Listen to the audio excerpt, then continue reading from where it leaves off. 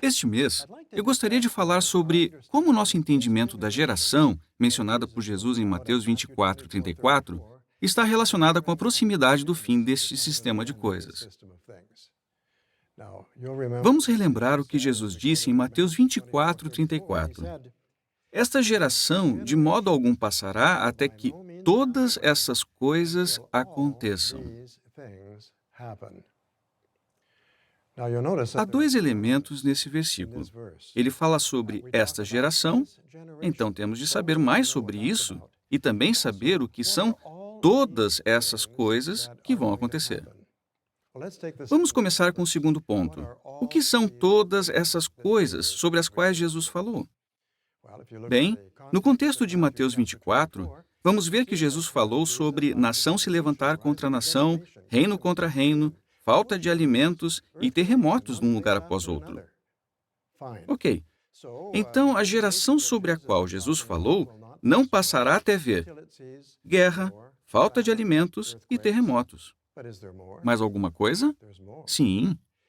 No mesmo capítulo, Jesus fala de uma grande tribulação. A geração não passará até que a grande tribulação venha. Isso é interessante. Isso é importante para nós. Mas precisamos entender o que é geração e de que geração específica Jesus estava falando. Se alguém pedisse para você mostrar um texto explicando o que é geração, que texto você mostraria? Pense nisso um instante. Minha escolha seria Êxodo 1:6. Vamos ler.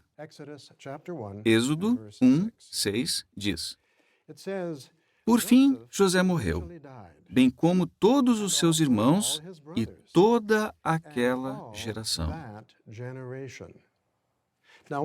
O que sabemos sobre a família de José? Ele tinha 11 irmãos. 10 deles eram mais velhos que José. Um deles, Benjamim, era mais novo. E pelo menos 2 irmãos de José viveram mais tempo que ele, porque a Bíblia diz que, quando José estava morrendo, ele chamou seus irmãos, no plural. Mas o que José e seus irmãos tinham em comum? Todos eles eram contemporâneos, viveram na mesma época, faziam parte da mesma geração. Agora, vamos supor que um homem morresse 10 minutos antes de José nascer. Ele faria parte da geração de José? Não, porque ele não viveu na mesma época de José. Não era contemporâneo de José. Agora vamos supor que um bebê nascesse 10 minutos depois da morte de José. Esse bebê faria parte da geração de José? Outra vez, não. O bebê não viveu na mesma época de José. Para que o homem e o bebê fizessem parte da geração de José, eles teriam de ter vivido pelo menos algum tempo durante a vida de José. Então agora já sabemos o que é geração. Mas o que compõe uma geração? Um grupo de contemporâneos, um grupo de pessoas que viveram na mesma época. Mas Jesus disse: esta geração, de modo algum passará até que todas essas coisas aconteçam. De que geração específica Jesus estava falando? Para saber isso, temos de ver o contexto das palavras de Jesus. Vamos abrir a Bíblia em Mateus capítulo 24, versículos 32 a 34. Isso é muito importante. Esclarece muita coisa. Em Mateus 24, 32 a 34, Jesus disse: Aprendam desta ilustração sobre a figueira. Assim que os ramos novos ficam tenros e brotam folhas, vocês sabem que o verão está próximo. Do mesmo modo, quando virem todas essas coisas, saibam que ele está próximo, às portas. Eu lhes garanto que esta geração, de modo algum, passará até que todas essas coisas aconteçam. Voltando ao versículo 32. Jesus disse que seus discípulos deviam aprender algo da figueira. Bem, qualquer criança pode ver uma folha numa árvore, apontar para ela e dizer: "Olha, uma folha!" Mas qual o significado dessa folha? A criança talvez não saiba que o verão está chegando, mas um adulto que vê uma folha numa árvore diz: "Ah, ainda não dá para ver, mas essa folha é sinal que o verão está próximo." O verão ainda não chegou, mas quem é mais velho chega à conclusão que ele está próximo.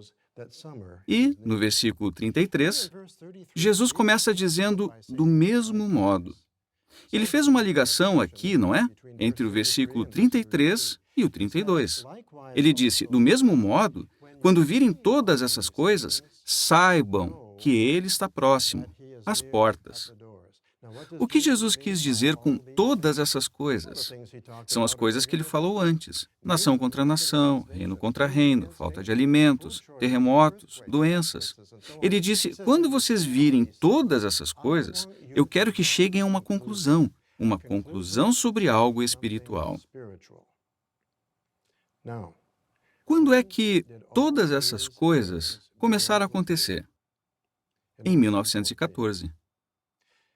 Bem, em 1914, qualquer criança poderia ver os vários aspectos do sinal: guerras, falta de alimentos, terremotos, etc. E poderia concluir que eram coisas ruins. Mas qual é o significado delas? Só os que tinham discernimento espiritual podiam chegar à conclusão que Jesus disse que chegariam, que ele está próximo, às portas. Esse é o ponto. Em 1914, quem foram os únicos que viram esses vários aspectos do sinal e chegaram à conclusão certa, que algo invisível estava acontecendo? Apenas os ungidos.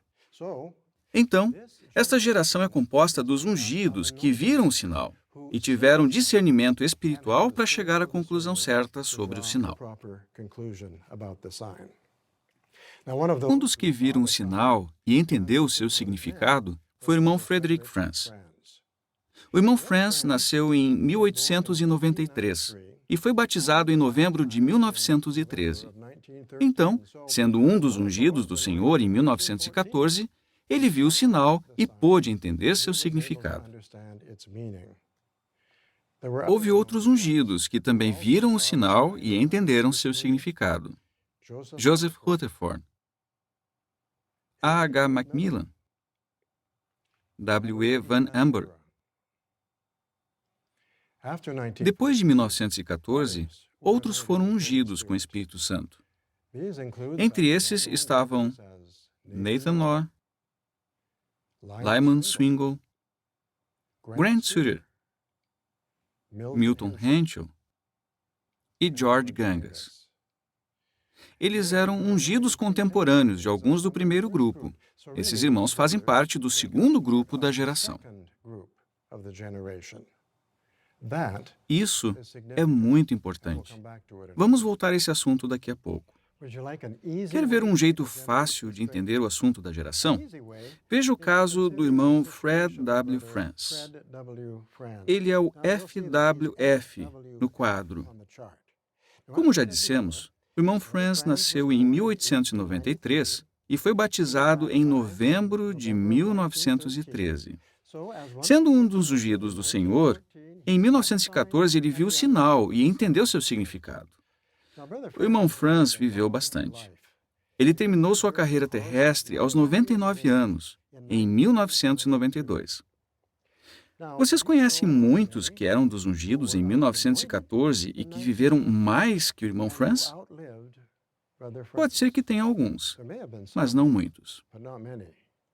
Só para vocês entenderem melhor, suponhamos que o irmão Franz tenha sido o último do primeiro grupo de ungidos, ou seja, do grupo dos que foram ungidos em 1914, que viram o sinal e continuaram leais a Jeová.